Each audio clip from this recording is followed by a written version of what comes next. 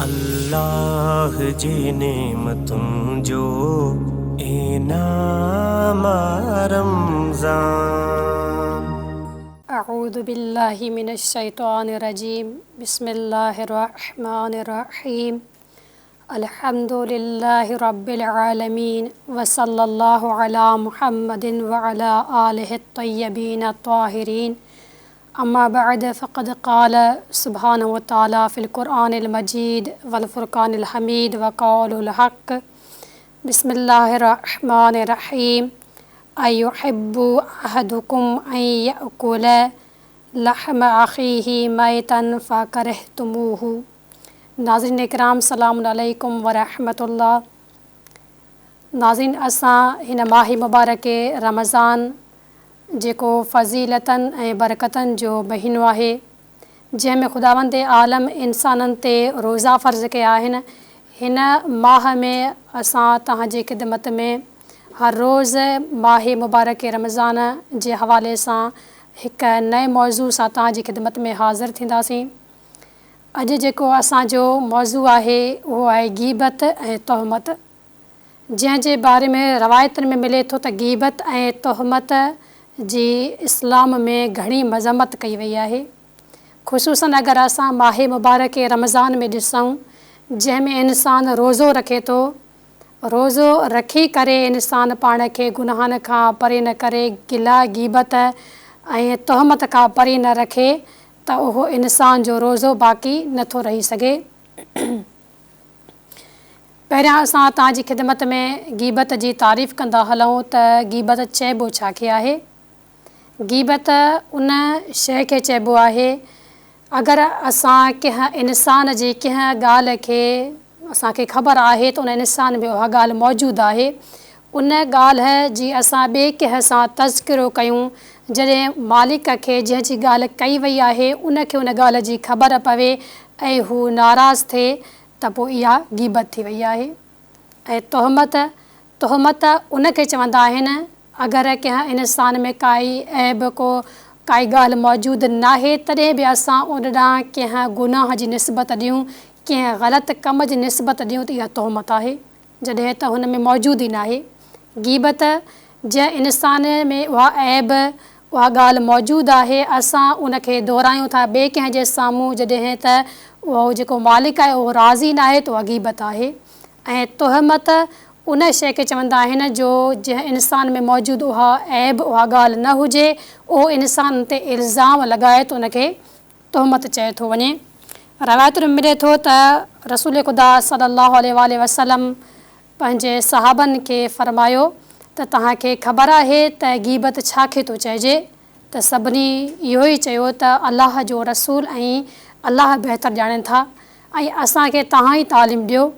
त उन वक़्तु रसूल ख़ुदा सल्लल्लाहु अलैहि वसल्लम फ़रमायो त तव्हां पंहिंजे भाउ जी का अहिड़ी ॻाल्हि कयो या कंहिं पंहिंजे भेण जी अहिड़ी ॻाल्हि कयो जेका हुन में मौजूदु आहे, ऐं हू जॾहिं ॿुधे हुनखे ॾुखु थिए, त इहा गीबत आहे।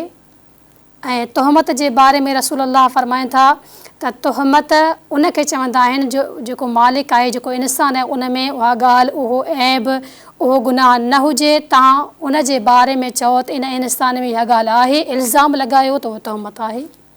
त नाज़रीन इकराम, असां अॼु जे हिन मौज़ू जेको असांजो गीबत ऐं तोहमत आहे, इन ते ॻाल्हाईंदा हलंदासीं त माह मुबारक रमज़ान में जेके बि गुनाह हूंदा आहिनि उहे रोज़े जे सवाब खे घटाईंदा आहिनि, पर हीअ जेके गीबत ऐं तोहमत आहिनि इहे रोज़े खे बिल्कुलु ख़तमु करे था छॾनि। रवायतूं ॿुधाइनि थियूं त जेके असांजा रहबर आहिनि, जेके असांजा अंबिया आहिनि, ख़ुदावंद आलम जे तरफ़ां मोकिलियल हिदायत वारा रहबर आहिनि, उहे ईअं ई था फ़रमाइनि त अगरि कोई इंसान गीबत करे थो त ॼण त उन इंसान पंहिंजे मुर्दा भाउ जो गोश्त खाधो आहे, जंहिंखां हू इंसान पाण नफ़रत कंदो आहे, किराहत थींदी आहे गोश्त खाइण खां, के इंसान जे गोश्त खाइण खां। ऐं गीबत जी एॾी मज़म्मत कई वई आहे जो सूरह हुजरात जी आयत नंबर 12 में ख़ुदावंद आलम फ़रमाए थो, अयुहिब्बु अहदुकुम अन यअकुल लहम अख़ीहि मैतन फ़करिहतुमूहु। ख़ुदावंद आलम छा थो फ़रमाए ख़ुदावंद आलम इहो थो फरमाए त तव्हां गीबत न कयो। कहिड़े तरीक़े सां त तव्हां गीबत कंदो त तव्हां ईअं ई गुनाह तव्हांखे मिलंदो ऐं तव्हां ईअं ई महसूसु कंदो ॼण तव्हां पंहिंजे भाउ मुर्दा जो गोश्त खाधव। त नाज़रीन, ख़ुदावंद आलम हिन आयत में असांखे छा थो सम्झाइणु चाहे, वला तजस्ससू, तव्हां कंहिं जे बारे में चापलूसी बि न कयो, वला यग़तब, कंहिंजी ग़ीबत बि न कयो, बाज़ुकुम बाज़ा, तव्हां मां कुझु माण्हू कुझनि जी ग़ीबत न करणु, कंहिंजी कुझनि जी जासूसी न कनि। वरी ख़ुदावंद आलम फरमाए थो, छा तव्हां इन ॻाल्हि खे दोस्त रखो था त तव्हां पंहिंजे मुर्दा भाउ जो गोश्त खायो जंहिंखां तव्हां नफ़रत था कयो। त नाज़रीन इकराम, इहा ॻाल्हि वाज़िह आहे त इंसान जो गोश्त खाइणु पसंदि न कंदो ऐं इहा ॻाल्हि बि तमामु मज़मत जहिड़ी ॻाल्हि आहे त इंसानु पंहिंजे ई भाउ जे जेको मुर्दा हुजे उन जो गोश्त खाए।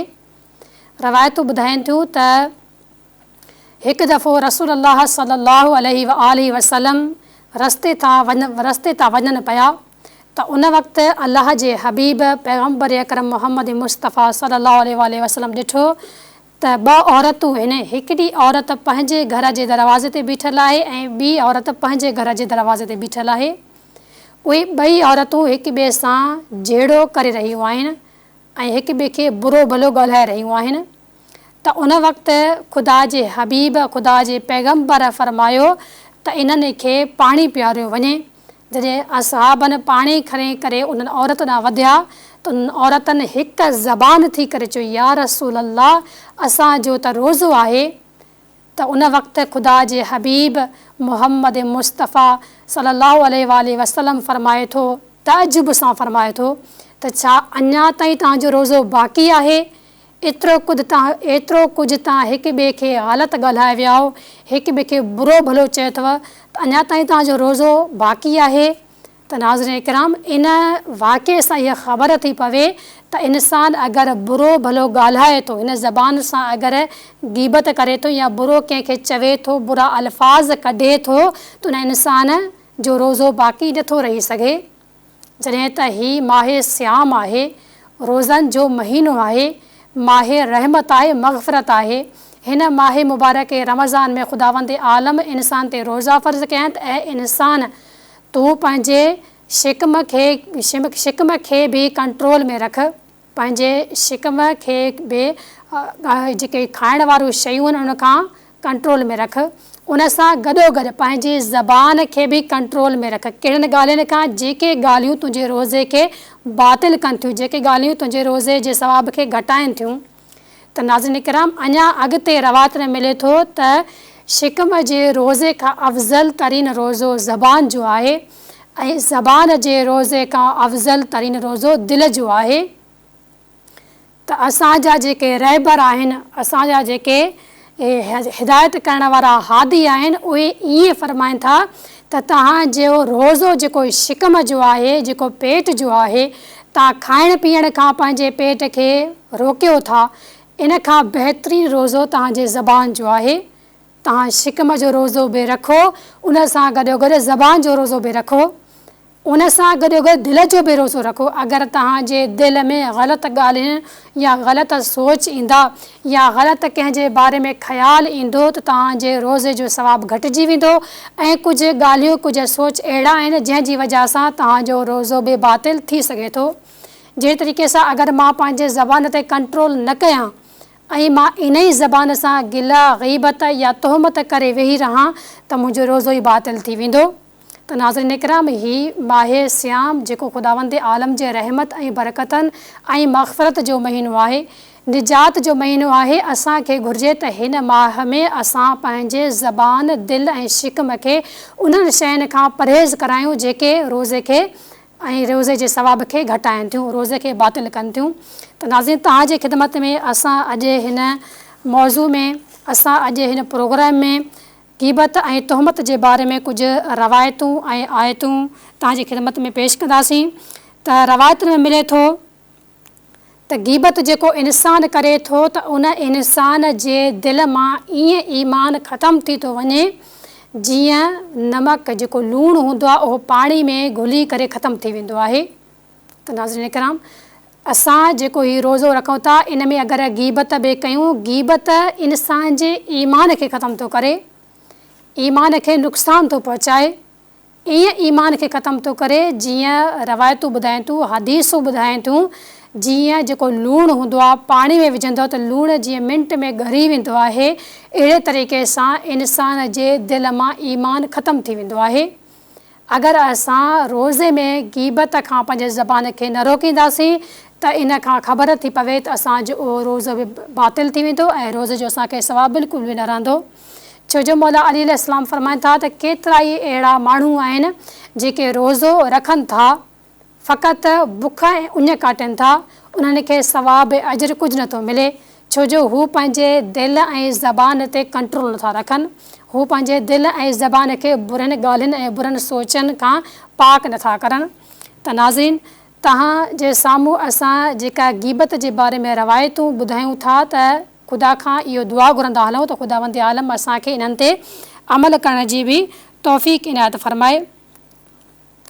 रसूल ख़ुदा सल्लल्लाहु अलैहि वसल्लम फरमाइनि था त अगरि कोई इंसान गीबत करे थो त जीअं इंसान जे अंदर में काई बीमारी पैदा थींदी आहे, उहा बीमारी इंसान जे अंदर खे एतिरो नुक़सान नथी पहुचाए सघे। रसूल फरमाइनि था एतिरे क़दुरु इंसान जेको गीबत करे थो उहो गीबत इंसान जे दीन खे नुक़सान थो पहुचाए। जेका बीमारी इंसान जे अंदर में पैदा थींदी आहे त बीमारी अंदर में तकलीफ़ ॾींदी आहे, इंसान जे अंदर में नुक़सानु थींदो आहे, पोइ इंसान वञी करे इलाजु कराईंदो आहे। पर नाज़रीन, रसूल ख़ुदा सल्लल्लाहु अलैहि वसल्लम छा था फरमाइनि त अगरि कोई इंसान गीबत करे थो त उनजो जेको दीन आहे उहो दीन खे नुक़सानु थो पहुचे ऐं दीन उनजो ख़तमु थी थो वञे। इन खां बहितर आहे त इंसान पंहिंजे ज़बान खे गीबत खां बचाए, छो जो असांखे रवायतुनि में मिले थो त जेको इंसान गीबत करे थो त उन जा जेके नेक अमाल आहिनि गीबत करण वारे जा, उहे सभई नेक अमाल उन शख़्स जे अमाल में वेंदा आहिनि जंहिंजी गीबत कई अथसि। ऐं अगरि उन गुनाह जेको असां गीबत कयूं था उनजो एतिरो गुनाह आहे जो सभई असांजा नामा अमाल ख़ाली थी वञनि, असांजो नेक अमाल जंहिंजी गीबत कईसीं उन जे अमाल में हलिया वञनि, अञा बि उन गीबत जो कुफ़ारो न थी सघे, त पोइ छा थींदो क़यामत जे ॾींहुं जो ख़ुदावंद आलम हुन जंहिंजे असां गीबत कई आहे उन जा बुरा अमल असांजे अमाल नामे में विझी छॾींदो। त नाज़रीन, इन खां वधीक नुक़सान वारी कहिड़ी ॻाल्हि थी सघे जो इंसान गीबत करे पंहिंजा नेक अमाल तबाह करे छॾे, यानी असांजा नेक अमाल वेंदा हलिया ऐं ॿिए जा बुरा अमल असांजे नामे अमाल में अची वेंदा, छो जो असां उन जी गीबत कई आहे। इन जे करे त असांखे खपे त असां पाण खे अहिड़े गुनाह कबीरा खां बचायूं जंहिंखे ख़ुदावंद आलम क़ुरान में ऐं आइमा मासूमिन ऐं ख़ुदा जे नबियनि गीबत खे गुनाह कबीरा शुमार कयो आहे। अगरि असां इन गुनाह कबीरा खां पाण खे बचायो न आहे त असांजा सभई नेक अमाल ॿियनि जंहिंजी गीबत कई आहे उन जे अमाल में हलिया वेंदा ऐं उन्हनि जा जेके बुरा अमल आहिनि उहे असांजे नामे अमाल में अची वेंदा। त नाज़रीन, ॾिसूं त गीबत इंसान कीअं थो करे। छा गीबत सिर्फ़ु इंसान ज़बान सां थो करे या गीबत इशारनि सां बि करे सघे थो। रवायतूं ॿुधाइनि थियूं त इंसान गीबत ज़बान सां बि करे सघे थो ऐं इशारनि सां बि करे सघे थो, याने पंहिंजे नेक अमालनि खे ख़तमु करे ॿियनि जा बुरा अमाल हासिलु करे सिर्फ़ु ज़बान सां न बल्कि अगरि मां इशारे सां चवां त हीउ इंसानु ईअं आहे त इहो बि गीबत में शुमारु आहे। त नाज़रीन इकराम, तव्हांजी ख़िदमत में रवायत बयानु कंदी हलां त रवायत निकल थियल आहे किताब जामिउ सादात में, किताब जामिउ सादात जिल्द नंबर 2 सिफ़ो नंबर 203 में रिवायत निकल थियल आहे। जनाब आयशा फरमाइनि थियूं त हिकु दफ़ो असांजे घर में हिकिड़ी औरत दाख़िल थी त मां रसूलुल्लाह सल्लल्लाहु अलैहि वसल्लम खे चयमि, कीअं चयमि, इशारे सां चयमि त नंढी कद वारी औरत अची रही आहे। सिर्फ़ु जनाब आयशा सलामुल्लाह अलैहा सिर्फ़ु हथ सां इशारो करे चयो त नंढी कद वारी औरत अची रही आहे, त उन वक़्तु रसूलुल्लाह सल्लल्लाहु अलैहि वसल्लम फरमायो त तो उन जी गीबत कई आहे। त नाज़रीन, त असां ॾिसंदा हलूं त फ़क़ति ज़बान सां गीबत करणु न आहे, बल्कि इंसान अगरि कोई इशारो थो करे कंहिं ॾांहुं त कोई नंढे क़द जो आहे या कोई वॾे क़द जो आहे या कंहिंजो रंग अछो आहे या कंहिंजो रंग कारो आहे, त इन सां इशारनि सां बि इंसानु गीबत करे थो वेहे। त नाज़रीन किराम, असां पाण खे इन्हनि ॻाल्हियुनि खां बचायूं जेके असांखे गीबत जहिड़े गुनाह कबीरा में दाख़िल कनि था। छो जो अगरि इंसानु गीबत करे थो, इहो गुनाह अंजाम थो ॾिए त इंसान जो रोज़ो ई बातिल थी थो वञे। जहिड़े तरीक़े सां हुज़ूर अकरम सल्लल्लाहु अलैहि वसल्लम फ़रमाइनि था उन्हनि ॿिन्हिनि औरतुनि खे त तव्हां जेको जहिड़ो ॾेई रहिया आहियो, इन जहिड़े जी वजह सां तव्हांजो रोज़ो बातिल थी वेंदो। जेको तव्हां पाण खे ग़लति ॻाल्हायो था पिया, उन जी वजह सां तव्हांजो रोज़ो बातिल थी वेंदो। त नाज़रीन, ही गीबत जा मरतबा आहिनि। हिकु मरतबा आहिनि ज़बान सां गीबत करणु, कुझु मरतबा आहिनि इशारनि सां गीबत करणु। असां ॾिसंदा हलूं त इंसानु गीबत करे छा जे लाइ थो, आख़िर गीबत जा सबब छा आहिनि जंहिंजी वजह सां इंसानु अहिड़े गुनाह कबीरा में मुब्तला थी थो वञे। ही माहे सियाम, माहे मुबारक रमज़ान आहे, जंहिं में असां रोज़ा रखूं था। त अगरि असां गीबत कयूं था त पंहिंजे रोज़नि जे सवाब खे, अजर खे ख़तमु था कयूं। यानी असां सिर्फ़ु बुख ऐं उञ ते गुज़ारियूं था, असांखे उन रोज़े जो कुझु सवाब नथो मिले। गीबत जा सबब ॿुधाया विया आहिनि जेके रवायतुनि में मिले थो। त गीबत जा सबब ही आहिनि त इंसानु गुस्से जी वजह सां गीबत करे थो। हिकु ॻाल्हि इहा आहे त इंसान खे गुस्सो थो अचे कंहिं ते, त पोइ उनजी गीबत करे थो वेहे। ऐं ॿी ॻाल्हि जेका ॿुधाई वई आहे इहा आहे त इंसान खे हसद पैदा थिए थो, इन जे करे इंसानु ॿिए कंहिंजी गीबत करे थो वेहे। जॾहिं कंहिं इंसान खे ॿिए सां हसद पैदा थिए थो त हीअ ॻाल्हि हिन में मौजूदु आहे, मूं में ॻाल्हि कोन्हे, त उन्हनि इंसाननि जे इंसानु गीबत करे वेठो। पोइ उहो ज़बान सां गीबत हुजे या हथनि जे इशारनि सां गीबत हुजे, या अगरि कोई इंसानु कंहिं इंसान जो मज़ाक उॾाइणु चाहे थो त उन वक़्तु उनजी गीबत करे थो वेहे। मज़ाक उॾाइण वक़्तु बि उनजी गीबत करे थो, उन वक़्तु ई गुनाह कबीरा अंजाम ॾिए थो। नाज़रीन किराम, वरी जेके रवायतूं ॿुधाइनि थियूं त इंसानु गीबत तॾहिं बि करे थो जॾहिं इंसानु कंहिं ते ताजुब करे थो, ताजुब करे कंहिं ते कंहिंजी गीबत करे थो वेहे, त उन वक़्तु बि इंसान खे खपे त ताजुब करे पर पाण खे गीबत वारे गुनाह कबीरा खां साइड ते रखे, उन खां पाण खे पासो करे। अञा इन खां वधीक असबाब आहिनि जेके रवायत में ॿुधाया विया आहिनि त गीबत इंसानु इन्हनि सबबनि जे वजह सां करे थो। हिकु त गुस्से जी वजह सां, ॿियो ॿियनि जी मज़ाक उॾाइण जी वजह सां, ऐं टियों ॿियनि सां हसद जी वजह सां इंसानु गीबत करे थो। ऐं इन्हनि सां गॾोगॾु कंहिं इंसान खे मुतहम करण लाइ, कंहिं इंसान खे शर्मसार करण लाइ बि इंसानु उनजी गीबत करे थो। त नाज़रीन किराम, हीअ जेके असां पॉइंटूं तव्हांखे ॿुधायूंसीं, इहे आहिनि गीबत जा सबब।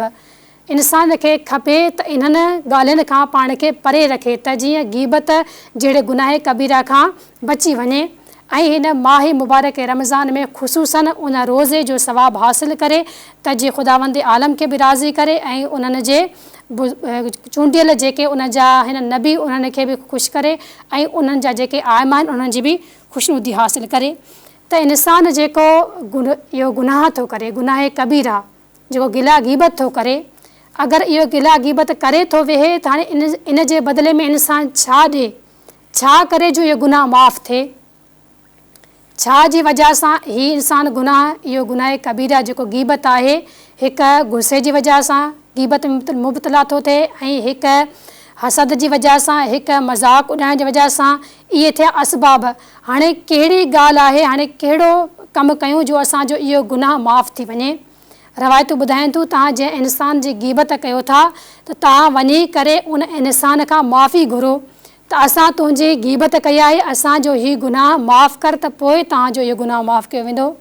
ख़ुदावंद आलम ख़ुदि फरमाए थो त गीबत हिकु अहिड़ो गुनाह आहे जंहिंजी माफ़ी मूं वटि न आहे, बल्कि जंहिंजी तव्हां गीबत कई आहे तव्हां उन खां वञी करे माफ़ी घुरो। अगरि तव्हांखे हू माफ़ु थो करे त पोइ तव्हांजो इहो गुनाह माफ़ु कयो वेंदो, न त इहो गुनाह तव्हांजो माफ़ु न कयो वेंदो।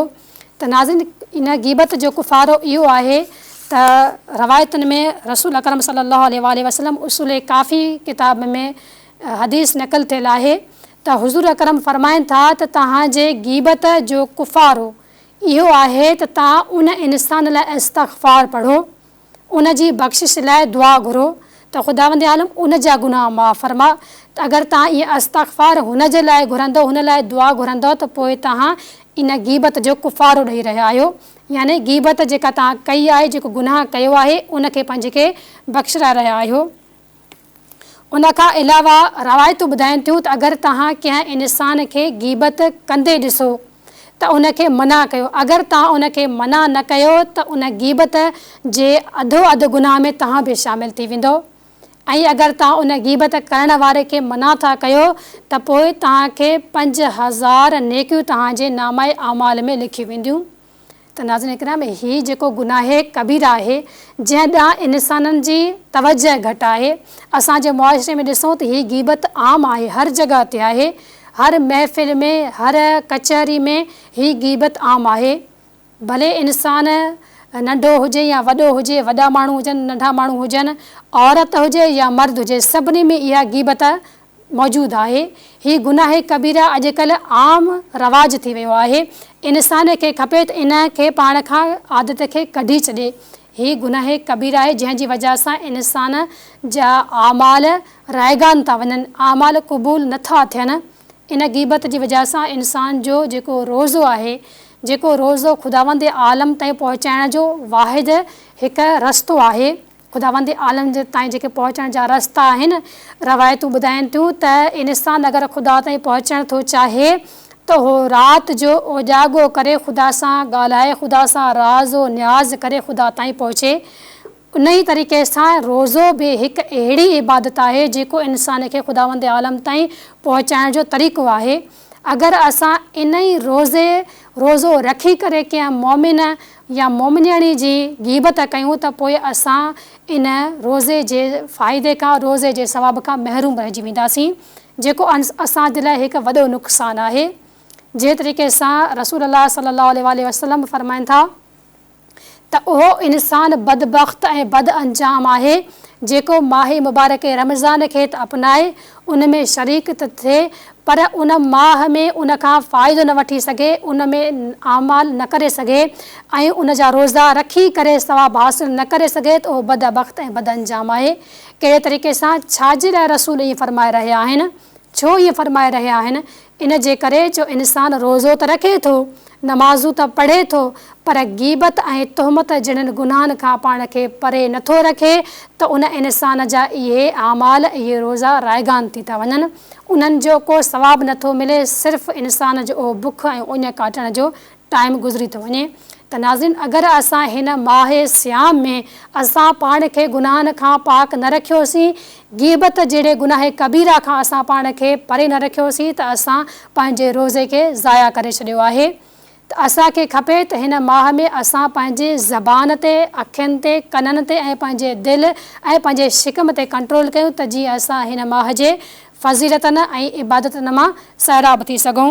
नाज़रीन, जेको तोहमत आहे, तोहमत जे बारे में रवायतूं ॿुधाइनि थियूं त जेको इंसान कंहिं इंसान ते तोहमत हणे थो, कंहिं ते इल्ज़ाम थो हणे, जॾहिं त उन इंसान में उहा ॻाल्हि मौजूदु न आहे, उन इंसान लाइ अहिड़ी ॻाल्हि जी निस्बत थो ॾिए, अहिड़े गुनाह जो जेको गुनाह उन इंसान में मौजूदु न आहे, त क़ुर मजीद में ख़ुदावंद आलम इन तोहमत खे इस्मे मुबीन सां पुकारे थो। त उहो इंसान जेको इहो गुनाह थो अंजाम ॾिए, यानी कहिड़ो तोहमत जहिड़ो गुनाह अंजाम थो ॾिए, त उनखे ख़ुदावंद आलम इस्मे मुबीन सां यादि थो करे। सूरह अहज़ाब जी आयत नंबर 58 में ख़ुदावंद आलम फरमाए थो, वल्लज़ीना युज़ूनल मुमिनीन वल मुमिनाति बिग़ैरि मक्तसबू फ़क़द इह्तमलू बुहताना व इस्मम मुबीना। त नाज़रीन इकराम, ख़ुदावंद आलम फरमाए थो, जेके बि मोमिन मर्द ऐं मोमिन जेके औरतूं आहिनि, उहे कंहिं न करण वारे गुनाह जी निस्बत कंहिं मोमिन औरत या कंहिं मोमिन मर्द न ॾियनि था, जॾहिं त हुन उहो गुनाह अंजाम ॾिनो ई न आहे, उन जी निस्बत उन इंसान ॾियनि था, त उन हिकु गुनाह इस्मे मुबीन कयो, यानी हिकु तोहमत जेको गुनाह कबीरा आहे उनखे अंजाम ॾिनो अथसि। ऐं इन गुनाह खे ख़ुदावंद आलम इस्मम मुबीना जे नाले सां ॿुधाए थो, त इहो इस्मे मुबीन यानी खुलियल गुनाह आहे। इहो इंसानु खुलियल गुनाह में मुर्तकिब थी वियो आहे। त नाज़रीन इकराम, जंहिं गुनाह खे ख़ुदावंद आलम इसमें मुबीन सां यादि करे थो, यानी हिकु अहिड़ो गुनाह जेको इल्ज़ाम आहे, जेको खुलियल गुनाह आहे, त इंसान खे खपे त उन गुनाह खां पाण खे परे रखे। अगरि इंसान खे किथे कंहिं ते गुस्सो अची थो वञे, कंहिंसां हसद आहे बि सही, कंहिंजे मज़ाक उॾाइणु चाहे थो, त उन वक़्तु पंहिंजी ज़बान ते कंट्रोल करे, पंहिंजे ज़बान खे इन ग़ीबत, इन तोहमत खां बचाए, छो जो ख़ुदावंद आलम जी नाराज़गी उन बंदे ते अची थी वञे। त नाज़रीन किराम, मौला इमाम जाफ़र सादिक़ अलैहिस्सलाम खां रवायत नक़ल थियल आहे, मौला फ़रमाइनि था त जेको इंसान कंहिं मोमिन इंसान ते तोहमत हणे थो, उन ते इल्ज़ाम लॻाए थो, त उन इंसान जो दीन ऐं ईमान ख़तमु थी थो वञे। उन इंसान जो दीन ऐं ईमान ख़तमु थी थो वञे। कहिड़े तरीक़े सां?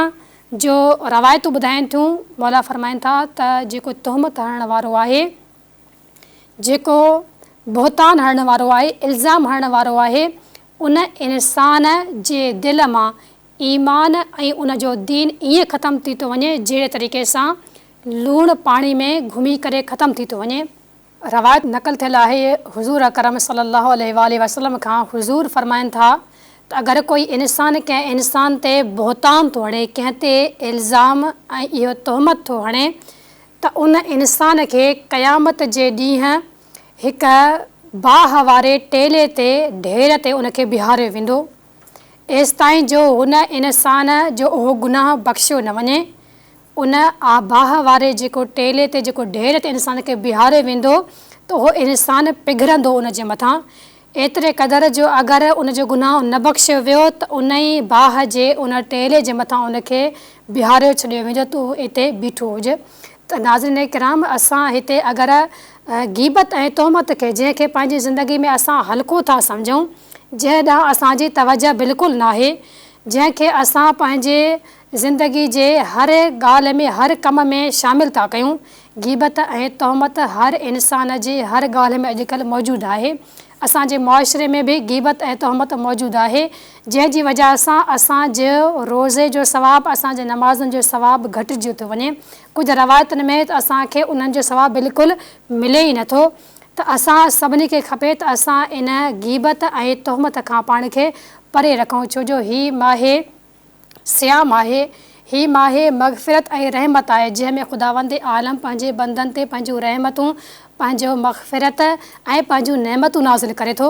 अगरि इंसान हिन माह में पंहिंजी ज़बान ते बि कंट्रोल न करे सघे, पाण खे इन ग़ीबत गुनाह कबीरा खां बचाए न सघे, त उन इंसान ॼण त माह में कुझु हासिलु न करे सघियो आहे।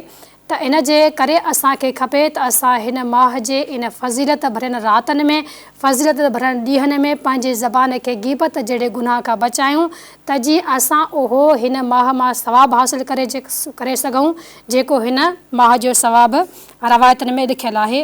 त नाज़रीन, हीउ जेको असां गुनाह कयूं था, ग़ीबत ऐं तोहमत, जंहिंखे असां हल्को था सम्झूं, पर ख़ुदा जी नज़र में ऐं क़ुर में ॾिसंदा हलूं त ख़ुदावंद आलम ग़ीबत खे छा सां शुमार थो करे, त जेको इंसान ग़ीबत करे थो, ॼण हुन पंहिंजे मुर्दा भाउ जो गोश्त खाधो आहे। वरी ख़ुदावंद आलम फ़रमाए थो त छा तव्हां इन ॻाल्हि खे पसंदि था कयो त तव्हां पंहिंजे मुर्दा भाउ जो गोश्त खायो, जॾहिं तव्हां उन खां किरायत थिए थी, तव्हांखे उन ॻाल्हि खां नफ़रत थिए थी। त नाज़रीन किराम, हीउ ग़ीबत हर उहो गुनाह जेको वॾो आहे, जेको कबीरा गुनाह आहे, उन्हनि जो ज़िक्र क़ुर में ऐं रवायतुनि में मौजूदु आहे, हदीसुनि में मौजूदु आहे। हीउ उहो गुनाह आहे जंहिंखां ख़ुदावंद आलम मना थो करे। ख़ुदावंद आलम छा थो फ़रमाए त इन गुनाह कबीरा खां पाण खे परे रखो, जेको तोहमत ऐं ग़ीबत आहे, जंहिंखे असां पंहिंजे ज़िंदगी में हल्को था सम्झूं, जंहिंखे पंहिंजे ज़िंदगी में असां रवाजु ॾेई छॾियो आहे, पंहिंजे कचहरियुनि में आम करे छॾियो आहे। जिते बि असां पंहिंजी ज़िंदगी में वेहूं था, उते असांखे ग़ीबत ऐं तोहमत में ॻाल्हायूं था या कंहिंखे इल्ज़ाम था हणूं, त असां असुल में ख़ुदावंद आलम खे ऐं उन्हनि जे रहबरनि खे, जेके असांजे लाइ हादी बणिजी करे आहिनि, उनखे नाराज़ करे वेंदा आहियूं, ऐं असां पंहिंजे आमालनि खे विञाए करे वेंदा आहियूं, ऐं असां पंहिंजे आख़िरत जे अज़ाब ऐं आख़िरत जे लाइ बाह खे, जहनुम खे तयारु करे था वेहूं। त नाज़रीन किराम, असां जेको हिन अॼु जे मौज़ू में ॻाल्हाए रहिया आहियूं, जंहिंमें असांजो मौज़ू गीबत ऐं तोहमत आहे, जंहिंजे बारे में रवायतूं नक़ल थियल आहिनि त हज़रत इमाम जाफ़र सादिक़ अलैहिस्सलाम फरमाइनि था त जेको इंसान गीबत करे थो त गीबत उन इंसान जे गुनाहनि खे ईअं थो खाई वञे जे तरीक़े सां बाहि काठी खे साड़े करे राख करे थी छॾे। त नाज़रीन किराम, हिन रवायत में मौला फरमाए थो त गीबत इंसान जे जेके आमाल आहिनि उन्हनि खे, सवाबनि खे, नेकियुनि खे ख़तमु थो करे छॾे। छो जो गीबत आहे गुनाह कबीरा, अहिड़ो गुनाह आहे जेको इंसान जे नेकियुनि खे खाई करे ख़तमु थो करे छॾे। त अगरि कोई इंसान रोज़ो रखी करे गीबत करे थो त कीअं थो थी सघे त उनखे रोज़े जो सवाबु मिली सघे। त इन करे उनखे उनजो सवाबु न मिलंदो, छो जो उन गीबत जहिड़े गुनाह कबीरा खे अंजाम ॾिनो आहे। जहिड़े तरीक़े सां हिन रवायत में मासूम फरमाए थो त गीबत गुनाह नेकियुनि खे अहिड़े तरीक़े सां ख़तमु थो करे जहिड़े तरीक़े सां बाहि लकड़ी खे साड़े करे राख थी करे छॾे। त नाज़रीन, रसूलुल्लाह सल्लल्लाहु अलैहि वसल्लम छा था फरमाइनि त हे इंसानो, तव्हां आगाह थी वञो त जंहिं बि महफ़िल में, जंहिं बि जॻह में, जंहिं बि कचहरी में गीबत थिए थी पई, गीबत थी रही आहे, तव्हां उन कचहरी में जेको मोमिन भाउ जी गीबत थी थिए त तव्हां उते मौजूदु माण्हुनि खे रोकियो उन कम खां।